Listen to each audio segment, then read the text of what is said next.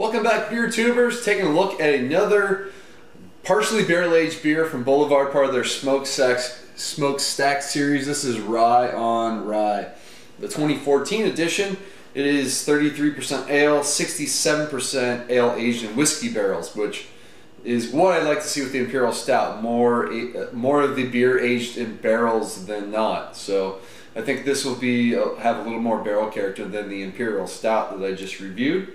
And the ABV is 12%, so it's a big beer. I'm not sure what the style is, but I love rye beers, especially rye whiskey barrel-aged beers. So pours out very, very clear. It's almost burnt orange, but then it goes into almost ruby red notes to it, but it's like a really, really dark orangish color. So maybe like a rye wine, if you will. The head has a nice kind of caramelly color to it. There's some legs on the glass. I'm getting some smells coming, but let's dive into the nose. Yeah, nice and spicy, whiskey, vanilla, almost like a touch of roastiness too to the beer. Doesn't smell overly boozy for 12%, I have to say. Well, you do pick up some alcohol. The barrel character, though, is not completely screaming at me. It's got some caramel notes. The rye stands out the most, though. Some dark fruits are peeking through. But, yeah, it smells all right. Let's dig in. Cheers.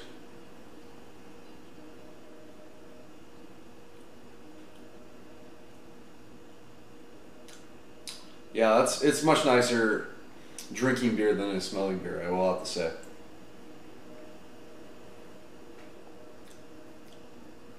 Do get a nice warming sensation. Lets you know this is a big beer. Yeah, not a ton of barrel character, even though it's 67%. Like, it's not overly prominent like, say, the Firestone Walker beers. Those have good barrel character to them. These are a little more subtle, so they're probably not aging as long in the barrels. Yeah, definitely reminds me of like what I would call a rye wine, in the sense that I think barley wine's got a lot of those characteristics. Nice toffee caramel notes, some of those darker fruits, a little bit of like a cherry-esque character. It might be more of like a yeast ester. But then you get some really nice spiciness. Not quite into the peppery range, but just that nice rye character adds nice mouthfeel to the beer. It's not a very heavy beer though, which is nice. It makes it easier drinking than the fact that it's not a big, sweet, syrupy beer at 12%. It has some nice dryness on the finish, but while there is some nice mouthfeel, it's not, it's not coating your mouth at all. But I kind of prefer it that way. It makes it more drinkable. The finish has a lot of spiciness to it. I have a feeling that's coming not only from the rye they used, but the rye barrels. And some of that alcohol characteristic, I think, might be adding some spiciness. You're definitely picking up the 12%. It's not the most well hidden, but it doesn't get in the way of the beer. So this is certainly a beer I would set aside for a while and let it age a bit longer, and that will probably mellow out and get some of those nice oxidation notes potentially coming through and kind of bump up that sort of sherry cherry note, some of those dark fruits up.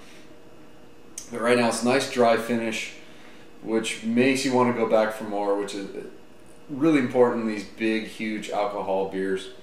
So I don't know what kind of yeast they're using. If they're even using a Belgian yeast to add some spiciness or not, but they made a nice balanced beer. I perhaps started drinking this beer maybe a little too cold, so I recommend if you just got it out of the fridge, you better let it sit, because I had this sitting at room temp, threw it in the freezer real quick, just give it a quick chill, and the more I drink it, the more I'm starting to pick up those Templeton Rye barrels coming through.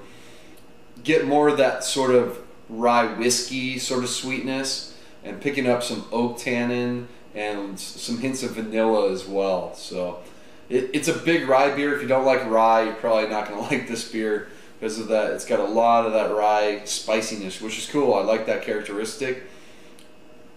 And just let it warm up. You get more of the barrel character coming out. So I was initially a little more disappointed that I wasn't getting that barrel character, but the more I've been sipping on it as the beer warms, it's coming through and adds, it's a really nicely balanced beer too. I will say it is on the boozy side, so I can't quite go into the A range. I think it's not the most boozy beer I've ever had, but it's got a good alcohol character. I think we'll mellow out in maybe another 6 months to a year.